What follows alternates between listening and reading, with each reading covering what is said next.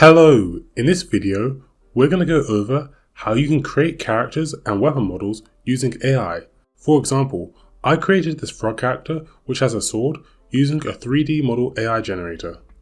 So to get started, I'm on Rodin's website and they've recently updated their model, so it's now generation 1.5, which means the AI model is basically better at creating 3D models.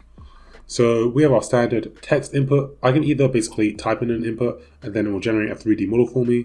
Or if you have your own image, you can actually upload that image and it will create a 3D model from that image. And as you can see here, you can also combine images together if say you want to have like a fusion model. But I'm going to keep things simple. So I'm going to create a frog knight character. So here in the text input, I'm just going to type in a frog knight. I'll click here. Then I'll generate me an image of a frog knight. If you're not happy with the image, you can just click this refresh button and it'll basically generate you a different image. It's basically going to use this image to generate the 3D model for you.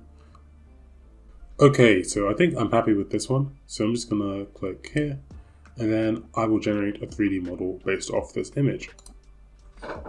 So it generated me a 3D model based off the image. And with the latest version of Rodin, what you can do is you can make it so the model is in more of a T or an A pose, which will make it easier to rig. So if I just go here and just select this, and then there are also some other settings I can change. So right now, this is a game ready model. But if I just click redo, it's going to redo this model and I'll make sure that it's in either the T or the A pose. And I'll make sure it has all of these settings, which I have enabled. So I'm just going to go redo.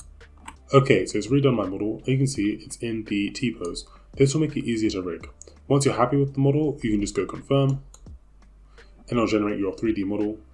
Okay, so it has generated my model. The next thing we need to do is basically generate the material for our model. To do that, we can just go to material generation, and then before we generate the material, we can use these two parameters to basically control how much our model will basically look like the material texture. So I'm just going to go generate.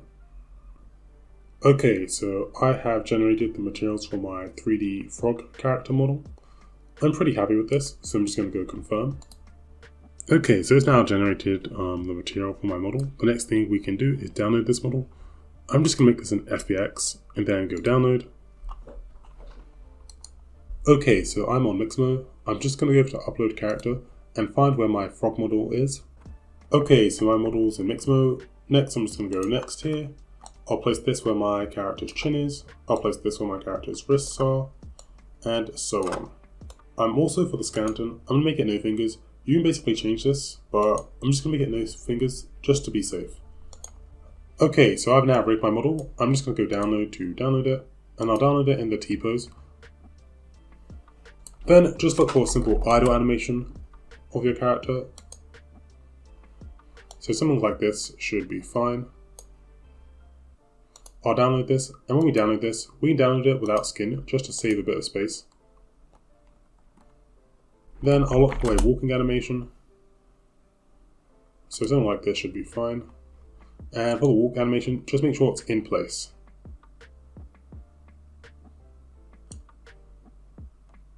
And then just look for a running animation. And again, make sure the running animation is in place. We can adjust how it looks. So right now the overdrive is 50. If you want it to look slow, we can just make this like 24. I think I'll leave it at this and then just go download.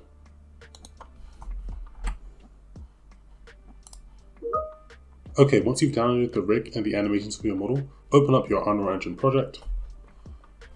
Okay, so I'm in a blank Unreal Engine project and I'm just going to create a new folder and I'll just call this frog because my character is a frog. Then I'm going to import the rig of my character. Okay, so the first thing you should do is import the rig of your frog. And then you should import its animation. When you drag and import the animations, you just want to scroll down and select the frog base as the skeleton, then go import. Then I'll import all of the animations for your frog character. Next, let's import our frog's materials. So I've just dragged and imported the shaded material that my frog will use. If we just right click on this and go create material, then go over to the frog base, then here under material, if I just look for the shaded material, that's what it was called. it'll give my frog that material. I'll then close this. Then to basically set them up as a character that we can use, it's very simple. We can just right click, go over to animation, go over to legacy, select the blend space 1D, select the frog base skeleton. We can just call this the frog blend space 1D. Open this up, and then we just want to drag in the frog idle, place this at 0, and then go over to the horizontal axis, make the maximum value 600. This will be the max speed that our frog can run at. Drag in the frog walk, place this around 100.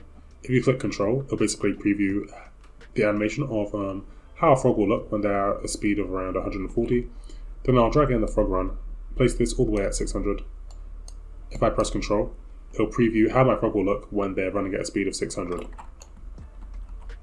Okay, we can then save this, close this, then just right click, go over to animation and select an animation blueprint, select the frog base skeleton, go create, and call this the frog animation blueprint. Open this up, and we can just right click and look for state machine, and we just want to select it and just call this the locomotion.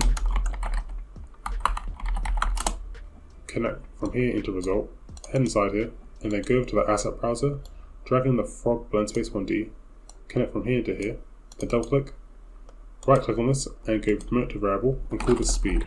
So depending on the speed of our frog will depend on the animation it does. So if it has a speed of 0, it'll just do the idle animation, although if say I make this a speed of 600, then my frog will do the running animation.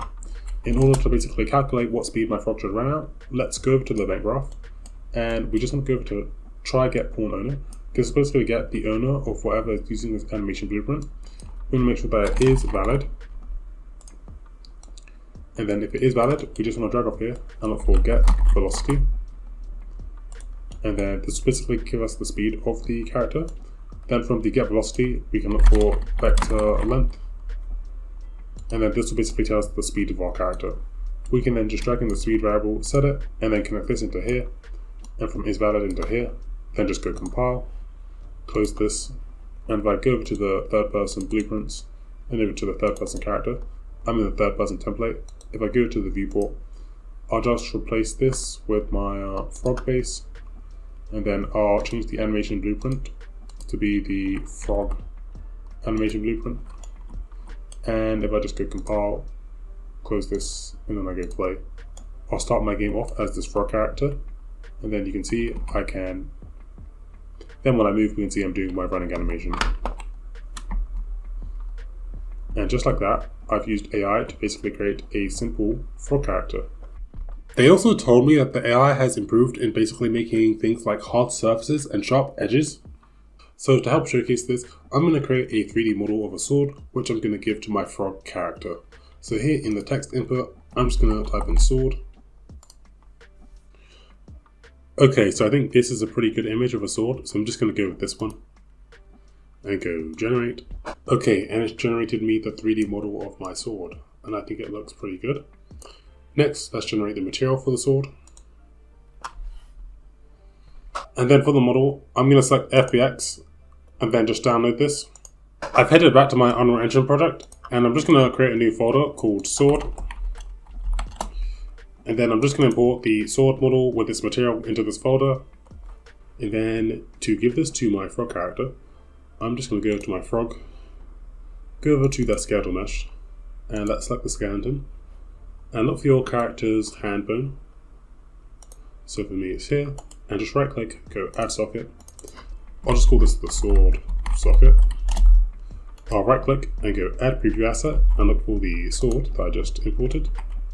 And then let's just rotate it and place it in our character's hand. We can also go here. This will basically allow you to move where the sword is. And you can also go here to change how big the sword is. So I'm just going to scale it down just a bit. And then if I just go preview animation, let's go idle. That'll basically give you a preview of how the sword is going to look in our character's hand. I'm pretty happy with that, so we can just go save. Close this. And then if I just go over to my third person character, select the mesh, go add, and look for a static mesh. Call this the sword. And then for the static mesh, look for the sword model. One important thing, just make sure that this has no collision, otherwise it will basically mess with our character's collision, so make sure it has no collision. Then, if you just go over to parent socket, and make sure the sword is a child of the mesh, then I can just look for the sword socket, and then the sword will go into my character's hand.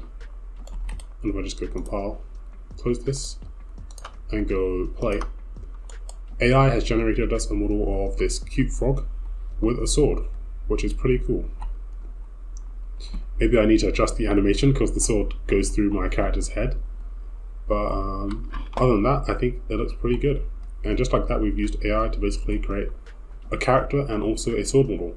So this AI can create props, pretty much anything. Shout out to Rodent AI for sponsoring this video. If you enjoyed, make sure to like and subscribe, and I'll see you guys in the next one. Bye.